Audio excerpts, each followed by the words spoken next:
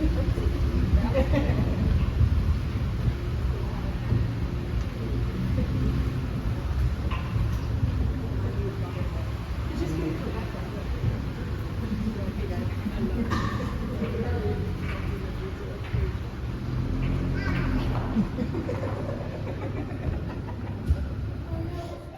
this is the part of the tour where I get to separate how many of you guys trust my every word down here, and how many of you guys just here along for the ride.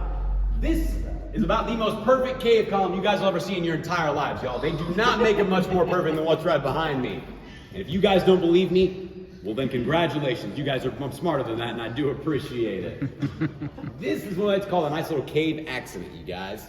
It got put down about 84 years ago, back in 1941.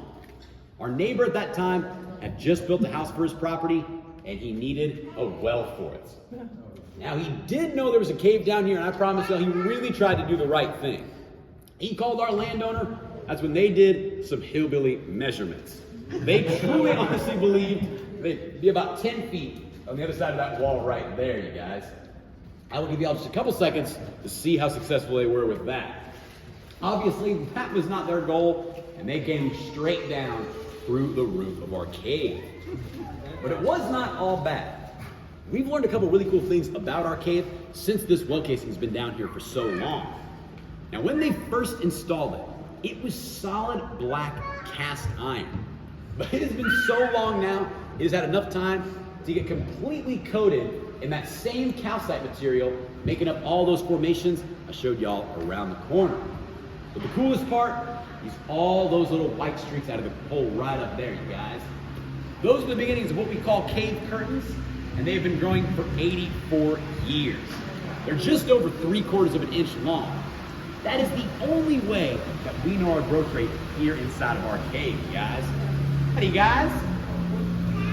Now, if those ones took 84 years to get 3/4 of an inch long, well, then you guys can only imagine how long it took to make that big 18-foot one hanging on the floor right back there. Only answer I can officially give you guys, it's really, really old.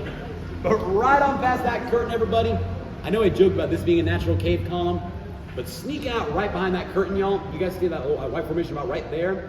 That is one of the coolest and prettiest natural cave columns we have inside Fantastic Caverns. You got a little sneak peek, guys. I'll show you guys what that would look like up in this next box right up here. Now, our cave was discovered over 150 years ago, back in 1862, you guys.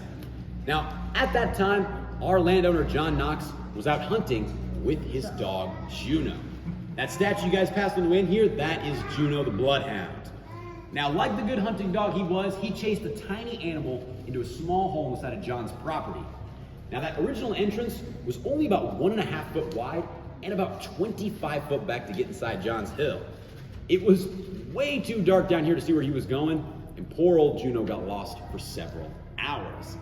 Now, I'm going to show you all that box up there, what he would have originally saw. I'm going to show you guys what the natural state of this cave normally looks like. We'll head up there real quick. I'm going to cut those lights for you guys, and I'm going to show you what this dark zone really looks like if you come all the way back inside of our cave. Let's go check it out. That's exactly what we said.